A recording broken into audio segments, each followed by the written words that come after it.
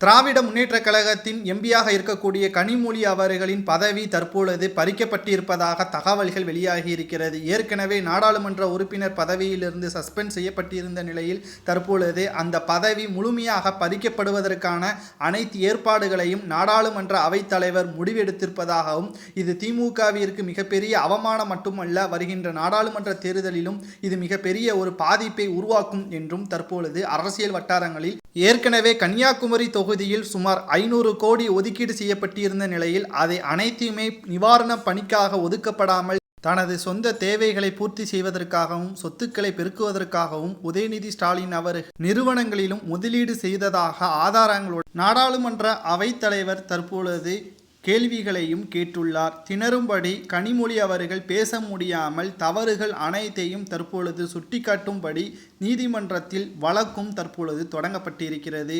மேலும் அவரது எம்பி பதவி நாடாளுமன்ற தேர்தலுக்கு முன்பாகவே பதவியிலிருந்து நீக்கப்படலாம் என்றும் தற்பொழுது சஸ்பெண்ட் செய்யப்பட்டிருக்கும் மிகப்பெரிய பிரச்சனையில் திமுகவினர்கள் இருக்கிறார்கள். இந்த நிலையில்தான் நாடாளுமன்ற தேர்தலில் நிச்சயமாக 40 தொகுதிகளில் 25 தொகுதிகளுக்கு மேல் வெற்றியடைய வேண்டும் என்று ஸ்டாலின் அவர்கள் உத்தரவுகளை பிறப்பித்திருக்கும் நிலையில் ஏற்கனவே தமிழக மக்கள் மத்தியில் திமுகவினருக்கு அவப்பெயர் இருக்கிறது.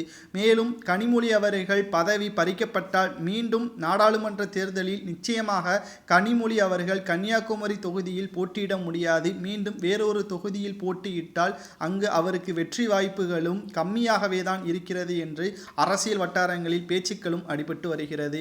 கலைஞர் காலத்தில் இருந்ததை விட தற்பொழுது ஸ்டாலின் அவர்களின் காலத்தில் மிகப்பெரிய ஊழலாகவும், குறிப்பாக மணல் கொள்ளையின் மிகப்பெரிய ஊழலான 60,000 கோடி மெகா ஊழலை செய்த துரைமுருகன் அவர்களின் தண்டனை நிரூபிக்கப்பட்டால் ஒட்டுமொத்த கோபாலபுர கொள்ளையர்கள் கூட்டமே சிறையில் அடைக்கப்படும் என்றும் எதிர்பார்க்கப்படுகிறது. உங்களது கருத்துக்களை கூறுங்கள். கனிமொழி அவர்களின் பதவி பறிக்கப்பட்டால் திமுகவின் மீண்டும் நாடாளுமன்ற தேர்தலின் பொழுது தோல்வி அடைக்கப்படுவார்களா அல்லது மக்கள் மீண்டும் திமுகவிற்கே வாக்குகளை செலுத்துவார்களா? உங்களது கருத்துக்களை கமெண்ட் வாயிலாக கூறுங்கள். நன்றி, வணக்கம், ஜெய்ஹிந்த்.